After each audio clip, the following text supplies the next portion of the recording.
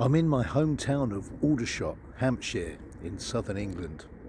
I was born and raised in and around this town quite some years ago, and this statue behind me really takes me back. I used to be brought up here by my mother in my pushchair when I was very little, and consequently over the years as I grew older and rode the area on my bicycle with my mates and amongst other places, we would come up here.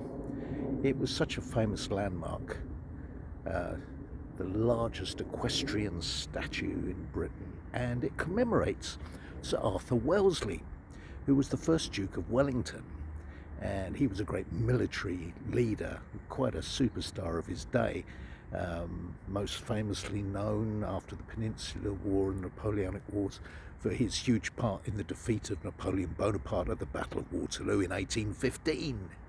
So they took a vote, Parliament and the people of Great Britain, and they honoured him with this fantastic statue, this huge statue which stands here.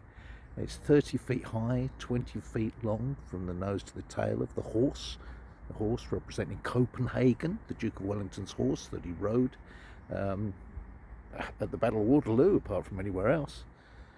And the Duke of Wellington, such a superstar, he went on to become the Prime Minister of Great Britain twice, eventually dying in 1852, but he was renowned as being a terrible snob, the Duke.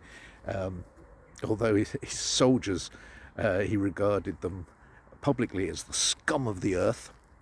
And the night before the Battle of Waterloo, he was riding along reviewing the troops, and he remarked in the pouring rain to his subaltern and surrounding officers, "By God, they may not frighten the enemy, but they certainly frighten me." When he was Prime Minister, he famously opposed the creation and expansion of the railways around the country because he said it would encourage the poor people to move about, and he wouldn't want that. Anyway, the statue didn't always stand here. When it was created in 1846, having taken something like 3 years to build, well, I'm losing it now, there you go, made of largely of bronze, and the metals that were actually taken from the melted down cannon of the French, taken from the Battle of Waterloo. And it originally stood on top of the Wellington Arch at Hyde Park Corner alongside Apsley House, which was the Duke's house, which had been bequeathed to him by the nation. Oh, honestly, there's so much history here.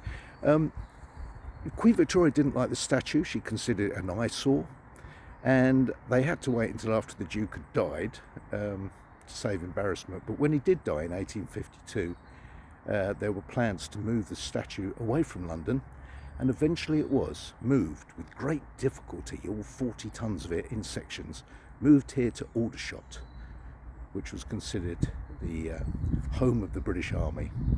Not so much now, but it certainly was then.